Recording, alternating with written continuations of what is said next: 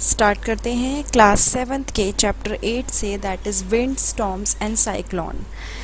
Orissa was hit by a cyclone with wind speed of 200 km per hour on 18 अक्टूबर 1999। यानी हुआ क्या, उड़ीसा के अंदर साइक्लोन आया था बहुत तेज़ी, जिसमें विंड स्पीड कुछ 200 किलोमीटर पर आवर थी, और डेट भी दे रखी है किस दिन ऐसा हुआ था। जब साइक्लोन आया था तो उसने क्या किया, इतने घर उसकी वजह से बिल्कुल तबाह हो गए और 7 लाख लोग ऑलमोस्ट होमलेस हो गए थे, उनके पास कोई घर नहीं बचा था। On 29th October the same year a second cyclone with wind speed of 260 kilometre per hour hit Orissa again. उसी साल 29 अक्टूबर को, यानी कुछ दिन बाद ही, साइक्लोन में दोबारा क्या हुआ, साइक्लोन दोबारा आया विंड स्पीड के साथ, जो स्पीड थी 260 किलोमीटर पर आवर। जब दोबारा साइक्लोन आया तो उसकी जो स्पीड थी, विंड स्पीड, वो 260 किलोमीटर पर आवर थी, और उसकी वजह से क्या हुआ था, बहुत वाटर वेव्स आई थी 9 मीटर हाई तक। कई लोगों ने अपनी लाइफ खो दी, मतलब obviously they died. Property worth crore of rupees were destroyed, यानी कि बहुत प्रॉपर्टी का नुकसान हुआ था। जो साइक्लोन था उसने एग्रीकल्चर, ट्रांसपोर्ट, कम्युनिकेशन और इलेक्ट्रिक सप्लाई, इस सब को अफेक्ट किया था बहुत ही बुरी तरह से। ठीक है, बट व्हाट आर साइक्लोन्स? अब हमने इतना कुछ तो पढ़ लिया, बट साइक्लोन होते क्या हैं, वो फॉर्म कैसे होते हैं, और वो इतने डिस्ट्रक्टिव क्यों होते हैं, इस चैप्टर में हम लोग इसके बारे में पढ़ेंगे। We begin with some activities involving air. These activity will clarify some basic feature concerning a cyclone, यानी कि हम लोग कुछ एक्टिविटीज़ देखेंगे जिसमें एयर की इन्वॉल्वमेंट के बारे में हम लोग देखेंगे। उसके अलावा हमारे जो बेसिक फीचर्स हैं साइक्लोन से रिलेटेड, वो हमारे क्लियर होंगे। Before we begin, remember that the moving air is called the wind. हम स्टार्ट करें उससे पहले ये याद रखना है कि जो मूविंग एयर होती है उसको हम क्या बोलते हैं, विंड बोलते हैं। Now air exerts pressure. Whenever an activity involves heating, be very careful. It is advised that such activities are performed in the presence of an elderly person from your family. ठीक है, जब भी आप कोई activity कर रहे हो जिसमें हीट इन्वॉल्व होती है, तो हमेशा ये ध्यान रखना है कि किसी बड़े इंसान के साथ करनी है। और carry out these activities in the presence of your teacher, या फिर अपने टीचर्स के सामने ये एक्टिविटी करनी है। अब एक और चीज़ ऊपर हमने पढ़ी कि जो मूविंग एयर होती है, जब एयर मूव करती है तो हम उसको विंड बोलते हैं। ठीक है, you need to boil water in the following activity. अब आप क्या करोगे, पानी को बॉयल करोगे। Take a tin can with a lid. एक टिन कैन लो जिसके ऊपर एक ढक्कन या लिड टाइप है। Fill it approximately half with water, उसको आधा पानी से भर दो। Heat the can on a candle flame till the water boils. अब आप कैन को तब तक हीट करोगे कैंडल से जब तक वाटर बॉयल होना शुरू ना हो जाए। Let the water boil for a few minutes. उसके बाद क्या करोगे, वाटर को बॉयल करोगे कुछ मिनट के लिए। Blow out the candle. उसके बाद आप क्या करोगे, कैंडल को बुझा दोगे। Immediately put the lid tightly on the can. जब आपने ये बॉइलिंग वगैरह कर दी, उसके बाद टाइटली आप लिड को कैन से कवर कर दो, मतलब कैन को लिड से कवर कर दो। Be careful in handling the hot can. जब ये सब कर रहे हो तो जो गर्म कैन है उसको हैंडल करते हुए ध्यान रखना है। Put the can carefully in a shallow metallic vessels और अ वॉश बेसिन। अब आपको क्या करना है, जो कैन है उसको एक कम हल्के से मेटेलिक वेसल में या फिर वॉश बेसिन में डाल दीजिए कुछ टाइम के लिए, या रख दीजिए। उसके बाद आप थोड़ा सा फ्रेश वाटर पोर करोगे कैन के ऊपर। What happens to the shape of can? Can की शेप पे क्या होता है वो देखना है। Can you guess why the shape of the can get distorted? जब आपने उस कैन को, गर्म कैन को रखा और उसके बाद उसके ऊपर पानी डाला तो कैन की शेप बिगड़ गई। तो वो पूछ रहा है कि आप गेस कर सकते हो कि जो कैन की शेप है वो ख़राब क्यों हुई। If you can not get a tin can, take a soft plastic bottle. अगर आपको एक टिन कैन नहीं मिल रहा तो एक सॉफ्ट प्लास्टिक बॉटल लो, उसको आप हॉट वाटर से फिल कर दो। उसके बाद क्या करोगे, empty the bottle and immediately cap it tightly. ठीक है, यानी कि बॉटल को खाली करके उसको एकदम से टाइट कैप उसके ऊपर लगा दीजिए, और place the bottle under running water. उसके बाद जो बॉटल है उसको बहते हुए पानी के नीचे रखो। Recall now some of your experiences. When you fly a kite does the wind coming from your back help? यानी कि अब कुछ एक्सपीरियंस लो कि जब आप एक काइट को फ्लाई करने की कोशिश करते हो, उड़ाने की कोशिश करते हो, तो जो विंड पीछे से आती है आपकी बैक से, क्या वो हेल्प करती है? If you are in a boat, is it easier to row if it there is a wind coming from behind you? यानी कि अगर आप एक बोट चला रहे हो और हवा पीछे से आ रही है, तो क्या आप आराम से अपनी बोट चला सकते हो? Do you find it difficult to ride a bicycle against the direction of the wind? यानी कि क्या आपको मुश्किल होती है जब बाईसाइकिल आपके जिस डायरेक्शन में आप जा रहे हो उसके अगेंस्ट अगर हवा चल रही है तो? You know that we have to fill air into the bicycle tube to keep it tight. मतलब हमें जो बाईसाइकिल की ट्यूब होती है उसमें हवा भर के रखनी होती है ताकि वो टाइट रहे। Also you know that a bicycle tube overfilled with air में बर्स्ट। और दूसरी चीज़, अगर बाईसाइकिल ट्यूब में आप ज़्यादा हवा डाल दो, मतलब ज़्यादा हवा भर दो, तो वो फट जाएगी। What is the air doing inside the tube? लेकिन एयर इन ट्यूब के अंदर कर क्या रही है? Discuss with your friends how the air in the bicycle tube keeps it in a shape. Like अपने दोस्तों के साथ आप डिस्कस करोगे कि जो एयर है बाईसाइकिल के अंदर, बाईसाइकिल ट्यूब के अंदर, वो उसको शेप में कैसे रखती है। All this experiences show that the air exert pressure. इस सब चीज़ों से हमें एक चीज़ पता चलती है, वो ये कि जो एयर होती है ना, वो प्रेशर एक्सर्ट करती है। हमेशा देखना, it is due to this pressure that the leaves of trees, banners और flags flutter when the wind is blowing. और ये इस प्रेशर की वजह से ही होता है कि जो लीव्स वगैरह होती है ट्री की, बैनर्स होते हैं, फ्लैग्स होते हैं, ये सब हिलते हैं जब हवा चलती है। You can list some more experiences which show that air has pressure. आप कुछ और एक्सपीरियंसेस भी देख सकते हो जहाँ पे पता चलेगा कि एयर की वजह से क्या होता है, प्रेशर क्रिएट होता है। Let us now try to explain why the can get distorted. अब हम लोग देखेंगे कि कैन डिस्टॉर्टेड कैसे होती है। As water is poured over the can, जब आपने पानी को कैन के ऊपर डाला, some steam in the can condenses into water. कुछ स्टीम जो कैन के अंदर थी वो पानी में कन्वर्ट हो गई, जिसकी वजह से जो अंदर की एयर थी उसका अमाउंट रिड्यूस हो गया। दोबारा से देखिए, अंदर कुछ एयर प्रेजेंट होगी, जैसे ही आपने उसके ऊपर पानी डाला, जो स्टीम थी अंदर की वो कंडेंस होके वाटर में कन्वर्ट हो गई और अंदर की जो एयर है वो ख़त्म हो गई या कम हो गई। The pressure of air inside the can decreases than the pressure exerted by the air from outside the can. यानी कि जो प्रेशर जो एयर प्रेशर अंदर की साइड है, जो कैन के अंदर की साइड हो रहा है, वो तो डिक्रीज हो गया, ठीक है। अंदर की साइड का जो प्रेशर है वो डिक्रीज हो गया और जो प्रेशर बाहर है उसके कंपैरिजन में अंदर का प्रेशर अपने आप कम हो गया। As a result the can get compressed. इसकी वजह से क्या हुआ, जो कैन थी वो कंप्रेस हो गई। This activity again confirms that air exert pressure. इस एक्टिविटी से बहुत अच्छे से आप शो कर सकते हो कि जो एयर होती है वो प्रेशर एक्सर्ट करती है। High speed winds are accompanied by reduced air pressure. ठीक है, अब इसके बारे में हम पढ़ेंगे कि जब हाई स्पीड विंड चलती है तो उसमें क्या होता है, प्रेशर के बारे में बात हो रही है, किस तरह से रिड्यूस होता है।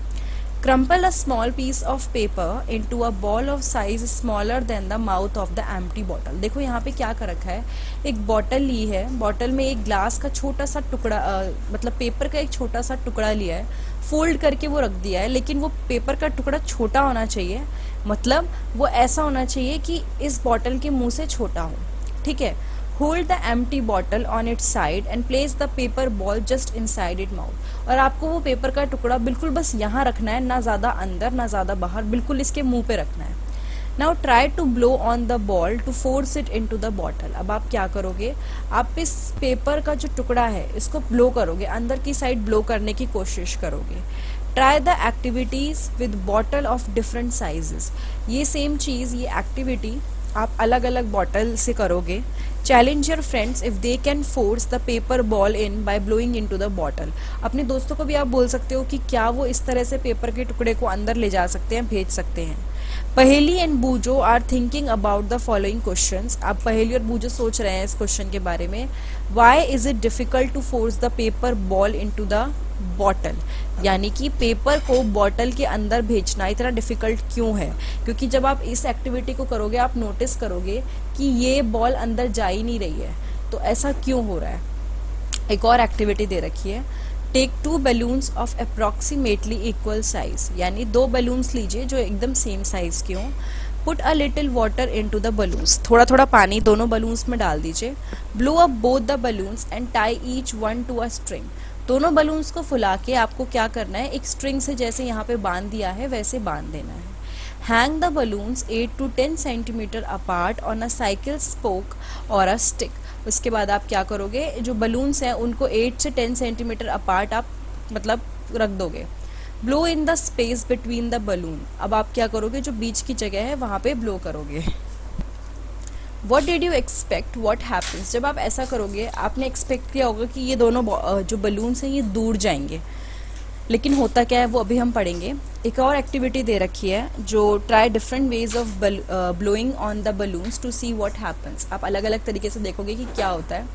Can you blow and lift, hold a strip of paper 20 centimetre long and 3 centimetre wide. आप क्या करोगे, आपको क्या करना है, एक स्ट्रिप ऑफ पेपर को पकड़ना है जो 20 सेंटीमीटर लॉन्ग होगी और 3 सेंटीमीटर वाइड यानी चौड़ी होगी, अपने थंब के बीच में एंड 4 फिंगर के बीच में, जैसे कि फिगर 8.5 में दिखा रखा है. ठीक है. Now blow over the paper, अब आप क्या करोगे, उस पर फूक मारोगे. पहली things that the strip will be lifted up, बूझो things that the strip will bend down. जब ये एक्टिविटी वो करते हैं तो पहली को लगता है कि स्ट्रिप ऊपर आएगी और बूझो को लगता है कि स्ट्रिप नीचे जाएगी. What do you think will happen to the paper, आपको क्या लगता है कि क्या होगा पेपर के साथ. Let us try to understand the observation in activities 8.2, 8.3 and 8.4. जो भी एक्टिविटीज़ हमने करी है उसमें जो ऑब्जर्वेशन है उसको समझने की कोशिश करते हैं. Were the observation along the lines you thought, do you get the feeling that the increased wind speed is accompanied by reduced air pressure, यानी कि आपने क्या फील करा कि अगर विंड स्पीड बढ़ती है तो जो एयर प्रेशर होता है वो रिड्यूस होता है. When we blow into the mouth of the bottle, यानी कि जब आप बॉटल के उस मुंह के ऊपर, जो इस एक्टिविटी में हमने किया था, जब आप ब्लो करते हो यानी फूंक मारते हो तो क्या होता है, जो air near the mouth has higher speed, यानी कि उसके बिल्कुल मुंह के पास जो एयर है ना उसकी स्पीड काफ़ी हाई है. जब स्पीड हाई होती है तो प्रेशर अपने आप डिक्रीज हो जाता है. The air pressure inside the bottle is higher than the near the mouth, और जो एयर प्रेशर है अंदर ना कि मुंह पे, लाइक यहाँ पे नहीं, जो अंदर की साइड प्रेशर है वो ज़्यादा है.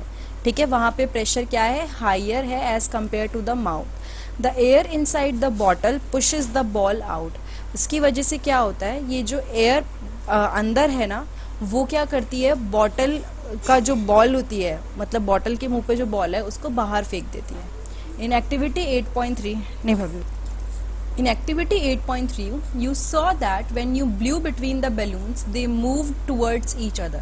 आपने एक्टिविटी 8.3 में क्या देखा था, जब आपने बलून्स के बीच में फूंक मारी तो क्या हुआ, वो एक दूसरे की तरफ आए. ठीक है, ये कैसे हो सकता है. This could happen if the pressure of air between the balloons were somehow reduced, यानी कि जो प्रेशर है, जो एयर प्रेशर है बलून्स के बीच में वो कम हो जाए. The pressure outside the balloons would then push them towards other. अगर बीच का प्रेशर, लाइक जो बलून्स के बीच का प्रेशर है वो कम हो गया तो क्या होगा, जो बाहर का आउटसाइड का प्रेशर है वो बलून्स को पास ला देगा. The pressure outside the balloons would then push them towards each other. और जो प्रेशर आउटसाइड है बलून के वो उनको साथ में ला देगा. एक्टिविटी 8.4 में आपने देखा कि जब आप ब्लू करते हो पेपर स्ट्रिप पे वो ऊपर आ जाती है. Again this could happen if the blowing over the paper reduce the air pressure above the strip. और ये कब होगा, जब आप पेपर पे ब्लो करोगे और वो क्या करेगा, एयर प्रेशर जो होगा स्ट्रिप का उसके ऊपर का वो रिड्यूस हो जाएगा. Now we see that the increased wind speed is indeed accompanied by a reduced air pressure. यानी जब भी स्पीड बढ़ती है, विंड स्पीड बढ़ती है तो जो एयर प्रेशर होता है वो कम हो जाता है. Can you imagine what would happen if high speed winds blew over the roof of building? यानी कि जब बहुत तेज़ हवा चलती है कहाँ से, रूफ के ऊपर, अगर रूफ वीक होती है, कमज़ोर होती है तो वो अपने आप ही लिफ्ट हो जाती है और उड़ जाती है. If you have any such experience, share it with your friends. अगर ऐसा कोई एक्सपीरियंस है तो अपने दोस्तों के साथ शेयर करो. Let us try to understand how winds are produced, और ये भी हमें समझने की कोशिश करनी है कि विंड प्रोड्यूस कैसे होती है, ठीक है, या फिर ये रेन कैसे लाती है, और मोस्ट इम्पॉर्टेंटली डिस्ट्रक्टिव कैसे हो जाती है, इतना नुकसान कैसे करती है। You already know that when air moves it is called wind, मतलब आपको अभी तक हमने ये पढ़ रखा है कि जब भी एयर मूव करती है उसको हम क्या बोलते हैं, विंड बोलते हैं। Air moves from the region where the air pressure is high to the region where the pressure is low, और जो एयर होती है वो कैसे मूव करती है, high air pressure area to low pressure area.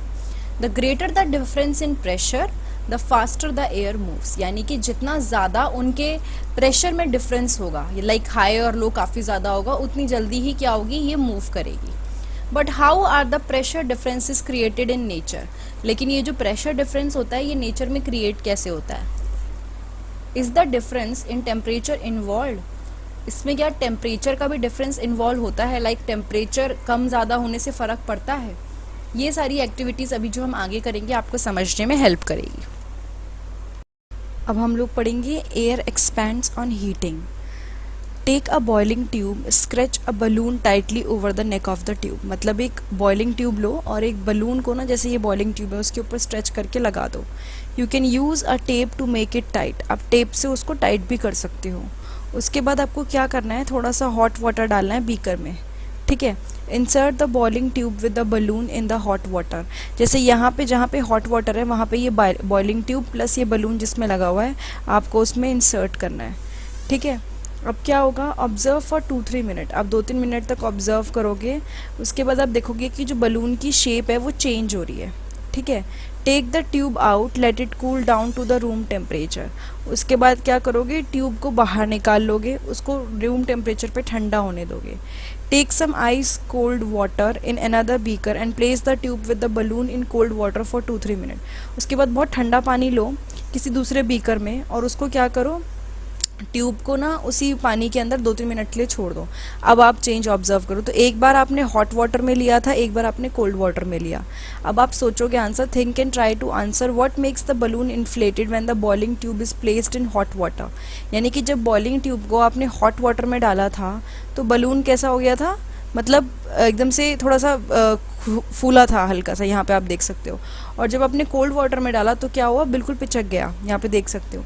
Can you infer from the first observation that air expands on heating, यानी normally क्या होता है जब हीटिंग होती है, गर्म होता है तो एयर क्या होती है, एक्सपेंड हो जाती है। Can you now state what happens to the air in the boiling tube when it cools down, उसके बाद क्या होता है एयर के साथ जब बॉइलिंग ट्यूब में पानी मतलब what happens to the air, जो बॉइलिंग ट्यूब में एयर है उसके साथ क्या हुआ जब वो ठंडी होती है। The next activity is very interesting that will make you understand more about hot air. Take 2 paper bags or empty paper cups of the same size. क्या करोगे, 2 पेपर बैग लोगे आप लोग या फिर empty पेपर कप्स लोगे same size के, ठीक है।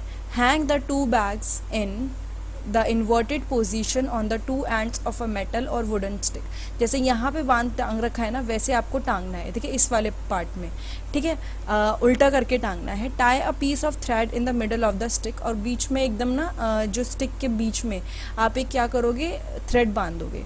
Hold the stick by the thread as in balance, और उसके बाद स्टिक को बैलेंस बना के रखना है यहाँ पे, ठीक है, पकड़ के रखना है। अब क्या करोगे, नीचे आप एक बैग के नीचे कैंडल जला दोगे। ऑब्जर्व व्हाट हैपन्स, जब आप ऐसा करोगे, लाइक आपने समझ लो इसके नीचे कैंडल जला दी तो क्या हुआ, why is the balance of the bags disturb, जो बैग का बैलेंस है वो डिस्टर्ब क्यों हुआ। Does this activity indicate that warm air rises up, इससे हमें क्या पता चला कि जो गर्म हवा होती है ना वो राइज हो जाती है, ऊपर चली जाती है। Also it is important to remember that on heating the air expand on occupies more space, और एक और चीज़ जो हमारे को ध्यान रखने की वो क्या है कि जब गर्म हो जाती है तो एयर फैलती है और ज़्यादा स्पेस घेरती है। When the same thing occupy more space it become lighter, जब वो ज़्यादा जगह घेरती है तो क्या होता है, हल्की हो जाती है। इसलिए जो वार्म एयर होती है ना वो लाइट होती है, किससे, कोल्ड एयर से। देखो गर्म हवा एक्सपैंड होती है और ज़्यादा फैल जाती है, जब वो ज़्यादा फैल जाती है तो लाइट हो जाती है और वो ऊपर चली जाती है। नाउ इसका इसलिए बोला है कि रीज़न क्या है कि जो स्मोक होता है वो ऊपर चला जाता है। In nature there are several situation these warm air rises at a place, the air pressure at that place is lowered. अब क्या होता है, नेचर में ऐसी कई सिचुएशन देखने को मिलती है जहाँ पे क्या होता है, जो वार्म एयर होती है वो एक जगह पे क्या होती है, खड़ी, मतलब थोड़ी सी उठने लगती है। The air pressure at that place is lowered. अब जब वहाँ पे वार्म एयर ऊपर चली गई, ठीक है, तो जो एयर प्रेशर होता है ना वो कम हो जाता है। The cold air from the surrounding areas rushes in to fill its place, क्योंकि वहाँ का प्रेशर कम हो गया। हमें पता है कोई भी चीज़ high pressure to low pressure में मूव करती है, तो आसपास के एरिया में जहाँ पे भी ठंडी हवा होती है वो आके फटाफट से उसकी जगह लेने की कोशिश करती है। और ये क्या होता है, कन्वेक्शन ऑन एयर, जिसके बारे में हमने चैप्टर 4 में पढ़ा था। Now wind currents are generated due to uneven heating on the earth, यानी कि जो विंड करंट होते हैं वो कैसे जनरेट होते हैं, अनइवन हीटिंग की वजह से। This situations are uneven heating between the equator and the poles, यानी कि आपका जो इक्वेटर है अर्थ के अंदर, देखो अर्थ अगर ऐसे है, बीच में एक पार्ट है दैट इज़ इक्वेटर जो अर्थ को बिल्कुल इक्वली डिवाइड करता है, और दो पोल है नॉर्थ पोल और साउथ पोल। ये बहुत ही रफ बना है बट एग्जाम्पल दे रही हूँ। तो दोनों जगह पे अनइवन हीटिंग होती है। You might have learned in geography that region close to the equator get maximum heat from the sun। ये तो आपने पढ़ा ही है कि जो इक्वेटर के पास का रीजन होता है ना, वहाँ पे मैक्सिमम क्या होती है, हीट मिलती है। जो एयर होती है ना इस रीजन की वो गर्म हो जाती है, और वार्म एयर राइज होके क्या हो जाती है, मतलब उठ जाती है। And the cooler air from the region in the 0 to 30 degree latitudes belt on either side of the equator moves in. उसके बाद क्या होता है, जो ठंडी हवा होती है कहाँ से, आसपास के रीजन से, यानी 0 to 30 डिग्री लैटिट्यूड बेल्ट से दोनों साइड के इक्वेटर से वो आ जाती है, क्योंकि यहाँ की इक्वेटर की हवा तो उड़ जाएगी, तो आसपास जो ठंडे एरिया है वहाँ की हवा आ जाती है। These wind blow from the north and the south towards the equator. ये विंड कहाँ से ब्लो करती है, नॉर्थ से लेके साउथ में ब्लो, नॉर्थ एंड साउथ ये विंड ब्लो करती है नॉर्थ में एंड साउथ में इक्वेटर की तरफ, ठीक है, यानी नॉर्थ से भी इक्वेटर की तरफ आएगी, साउथ से भी इक्वेटर की तरफ आएगी। At the poles the air is colder than at latitude about 60 degree. अब पोल्स पे क्या होता है, एयर ठंडी होती है than that of latitude about 60 degree, यानी कि पोल्स में हवा ठंडी है, ठीक है, तो warm air at these latitude rises up and the cold wind from the polar region rushes in to take its place. उसके बाद क्या होता है, देखो यहाँ पे बहुत ध्यान से समझने की कोशिश, इससे भी समझ सकते हैं हम। अब क्या होता है, फॉर एग्जाम्पल यहाँ पे हवा गर्म थी, तो यहाँ की हवा तो एक्सपेंड हो गई, मतलब उड़ गई, तो यहाँ की एयर ना इस वाले पोर्शन की जो थी इक्वेटर की, फटाफट से यहाँ आ जाती है, ठीक है, ये 0 to 30 के बीच का यहाँ आ गया। उसके बाद है, दोबारा से बोला है कि क्या होता है, जो पोल्स है वहाँ पे हवा ठंडी है than that of latitude about 60 degree, इसके कंपैरिजन में हवा यहाँ पे ज़्यादा ठंडी है, तो वार्म एयर क्या होती है वो ऊपर उठने लगती है, और जो कोल्ड विंड होती है पोलर रीजन की वो इस पोर्शन में आनी शुरू हो जाती है। इस तरह से विंड सर्कुलेशन होता है from the poles to the warmer latitude as shown in figure 8.4, यानी कि आपका क्या होता है, विंड सर्कुलेशन, हवा किस तरह बहती है वो इसमें पता चलेगा। Now the winds would have flown in the north-south direction from north to south और from south to north।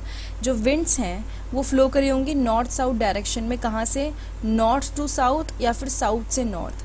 अगर चेंज होता है, जो मतलब वैसे एक्चुअली जो डायरेक्शन में चेंज होता है वो क्यों होता है, रोटेशन ऑफ अर्थ की वजह से होता है, ठीक है। अभी ये थोड़ा सा आपको इसलिए समझना है, देखो मेन चीज़ ये है, जहाँ पे भी लाइट एयर हो जाएगी, गर्म हवा होगी, वो ऊपर चली जाएगी, और आसपास की जो जगह हैं वो वहाँ पे उसकी जगह लेने के लिए आ जाएंगी। जैसे यहाँ पे इसकी जगह लेने के लिए इधर आ गई, सेम वे यहाँ से ये चली गई, लेकिन ठंडी हवाएं ऊपर से आ गई जगह लेने के लिए। Uneven heating of land and water. You have read about the sea breeze and the land breeze in chapter 4। In summer near the equator the land warms up faster and most of the time the temperature of land is higher than that of water in the ocean। गर्मियों में क्या होता है, equator के पास जो land होता है वो बहुत जल्दी गर्म हो जाता है, ठीक है, और जो मोस्ट ऑफ द टाइम जो टेम्परेचर होता है ना वो बाकी जो वाटर होता है उससे कंपैरिजन में हाई होता है। फिर से देखो, समर में इक्वेटर के पास जो लैंड होता है वो बहुत जल्दी गर्म होता है, और मोस्ट ऑफ द टाइम क्या होता है, जो टेम्परेचर होता है लैंड पे वो ज़्यादा होता है एज़ कम्पेयर टू जो वाटर का टेम्परेचर होता है। The air over the lands gate heated and rises. अब होता क्या है, जो हवा लैंड के ऊपर है वो हीट हो जाती है और उठ जाती है। This causes the winds to flow from the ocean towards the land. इसकी वजह से क्या होता है, विंड फ्लो करने लग जाती है, कहाँ पे, ओशियन से लैंड की तरफ। देखो दोबारा सुनो, लैंड की हवा गर्म है तो ऊपर उठ जाएगी, और जो आसपास की ठंडी जगह यानी कि ओशन की जो हवा है, जहाँ ठंडी हवा होती है बेटर, वो उस लैंड पे से जो हवा उड़ी है उसकी जगह लेने के लिए आ जाएगी। इसको हम लोग बोलते हैं monsoon winds. The word monsoon is derive from the Arabic word मौसम विच मीन्स सीजन। मानसून कहाँ से लिया है? एक अरेबिक वर्ड से लिया है जिसका मतलब है मौसम या फिर जिसका मतलब है सीजन।